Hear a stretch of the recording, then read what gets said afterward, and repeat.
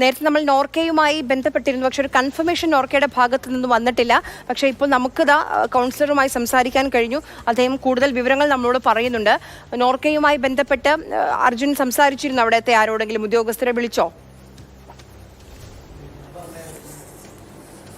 ആര്യ നോർക്കയുമായി ബന്ധപ്പെട്ടിരുന്നു. അവർ വ്യക്തമാക്കിയിരിക്കുന്നത് അവർക്ക് ഇതുമായി ബന്ധപ്പെട്ടൊരു സ്ഥിരീകരണം ലഭിച്ചിരുന്നില്ല. കാരണം നോർക്ക വഴി അല്ലെങ്കിൽ നോർക്കയിൽ രജിസ്റ്റർ ചെയ്ത് പോയവരല്ല ഈ പറയുന്ന രാമചന്ദ്രനും കുടുംബവും എന്നുള്ള കാര്യമാണ് അല്പം മുൻപ് നമ്മൾ ബന്ധപ്പെട്ട നോർക്ക ഉദ്യോഗസ്ഥർ നമ്മളോട് വ്യക്തമാക്കിയത്. അതുകൊണ്ട് അവർക്ക് ആ ഒരു ലിസ്റ്റ്, ആ ഒരു പേര് അത് സ്ഥിരീകരിച്ച് പറയാൻ സാധിച്ചിട്ടില്ല. പക്ഷേ ഇപ്പോൾ ഇടപ്പള്ളി കൗൺസിലർ തന്നെയാണ് നേരിട്ട് ഈ കാര്യം സ്ഥിരീകരിച്ചിരിക്കുന്നത്. മാത്രമല്ല അദ്ദേഹം രാമചന്ദ്രൻ എപ്പോഴാണ് പെഹൽഗാമിൽ എത്തിയത്, എന്ത് സംഭവിച്ചു, അദ്ദേഹത്തിനൊപ്പം ആരൊക്കെയുണ്ട് എന്നുള്ള കാര്യങ്ങൾ ഇതിനോടകം തന്നെ വ്യക്തമാക്കിയിരിക്കുന്നു. നേരത്തെ നമ്മൾ ഇപ്പോൾ സ്ക്രീനിലൂടെ പുറത്ത് വന്നിരിക്കുന്ന അല്ലെങ്കിൽ കാണിച്ചുകൊണ്ടിരിക്കുന്ന ആ ലിസ്റ്റിലും അദ്ദേഹത്തിന്റെ പേരുണ്ട്. മരണപ്പെട്ടവരിൽ 14ാമത്തെ പേരായിട്ട് രാമചന്ദ്രനുണ്ട്, പിതാവ് നാരായണൻ മേനോൻ.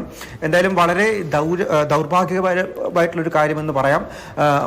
മരണപ്പെട്ട 27 വിനോദസഞ്ചാരികളിൽ ഒരാൾ മലയാളിയാണ് എന്നുള്ള കാര്യം നമുക്ക് എന്തായാലും ഇപ്പോൾ സ്ഥിരീകരിച്ച് പറയാൻ വേണ്ടി സാധിക്കും.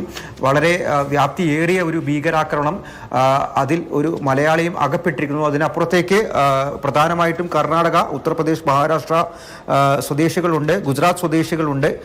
ദക്ഷിണേന്ത്യ നോക്കിക്കഴിഞ്ഞാൽ തമിഴ്നാട്, കർണാടക സ്വദേശികളടക്കം ഈ മരണപ്പെട്ടവരുടെ കൂട്ടത്തിലുണ്ട്. വിദേശികളുമുണ്ട്, UAE, നേപ്പാൾ, അതുപോലെ തന്നെ ഇസ്രായേൽ, ഇറ്റലി സ്വദേശികളും എന്തായാലും ഈ മരണപ്പെട്ട വിനോദസഞ്ചാരികളുടെ കൂട്ടത്തിൽ ഉണ്ട് എന്നുള്ള കാര്യം തന്നെയാണ്.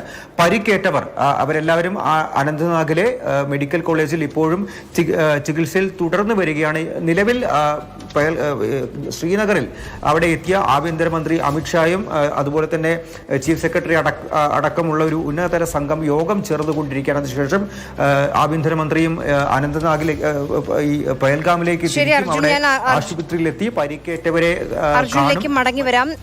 പെഹൽഗാം ഭീകരാക്രമണത്തിൽ കൊല്ലപ്പെട്ടവരിൽ ഒരു മലയാളിയുമുണ്ട്. കൊച്ചി ഇടപ്പള്ളി സ്വദേശി രാമചന്ദ്രൻ, 65 വയസ്സാണ് അദ്ദേഹത്തിന്. അദ്ദേഹവും കൊല്ലപ്പെട്ടു എന്ന വിവരമാണ് വരുന്നത്. കുടുംബത്തോടൊപ്പം വിനോദസഞ്ചാരത്തിന് പോയതായിരുന്നു.